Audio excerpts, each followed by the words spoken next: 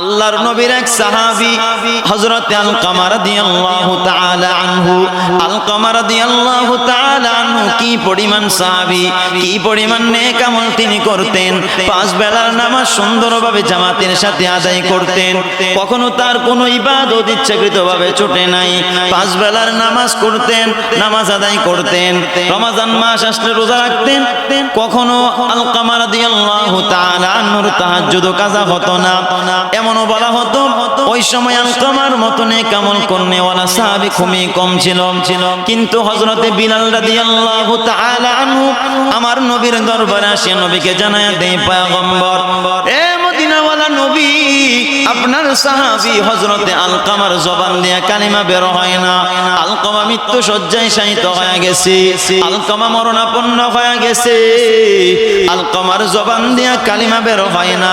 নবী বলে, ও বিলাল, আমার সাহাবী আলকামা তো এমন কোন সাহাবী না। আলকামাকে দেখতাম তার পুরোটা জীবন বর্ণে কামল করেছি, তারপরেও কেন আলকামার জবান দিয়ে কালিমা বের হয় না? আল্লাহর নবী বিলালকে বলল, ও বিলাল, যাও যাও, তুমি আলকামার মাকে আমার নিকট ডেকে পাঠাও। নবীর সাহাবী আলকামার মা, নবীর সাহাবী হযরতে বিলাল রাদিয়াল্লাহু তাআলা আনহু চলে গেলেন, আলকামার মাকে নবীর দরবারে নিয়ে আসলেন।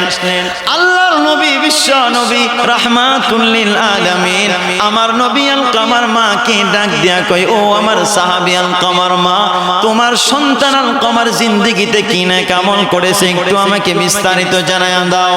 আল্লাহর নবীর এই কথা শুনিয়া আলকামার মা নবীর কাছে পরিপূর্ণভাবে আলকামার জীবন বৃত্তান্ত শোনায়া দেয়। ও নবী আমার, আলকামা তো এমন এক সাহাবী, আলকামা জিন্দেগিতে এক ওয়াক্ত নামাজও ছাড়ে নাই।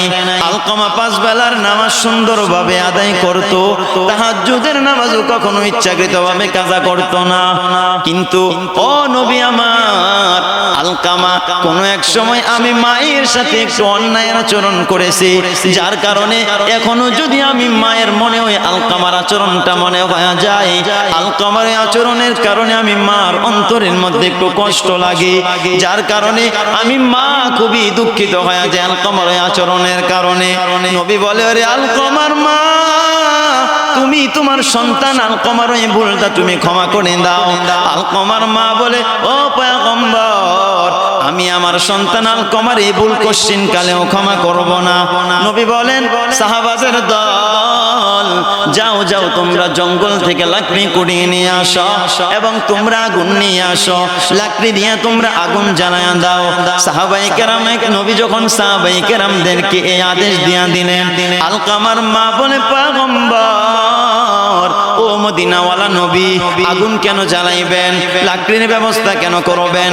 আল্লাহর নবী বলে, তোমার সন্তান আলকামাকে আগুনের মধ্যে জ্বালায়া দিব। আলকামার মাই কথা শুনিয়া তার চোখ দিয়া টপ টপ করে পানি বের হওয়া আরম্ভ হয়ে গেল। আলকামার মা বলে, ও পয়গম্বর, আমার সন্তান আলকামাকে আপনি আগুনের মধ্যে জ্বালায়েন না, আমি মা সহ্য করতে পারবো না। নবী বলে, আলকামার মা, তুমি তোমার সন্তানকে আজকে দুনিয়ার আগুনের মধ্যে তোমার চোখের সামনে জ্বলবে এটা সহ্য করতে পারবা না, কিন্তু তুমি যদি তোমার সন্তানের ভুল ক্ষমা করে না দাও, তাহলে আলকামার জবান দিয়া কালিমা বের হবে না। কালিমা বের না হলে সে বেঈমান হয়ে কবরে যাবে, যার কারণে সে চিরকাল জাহান্নামের আগুনের মধ্যে জ্বলতে হবে।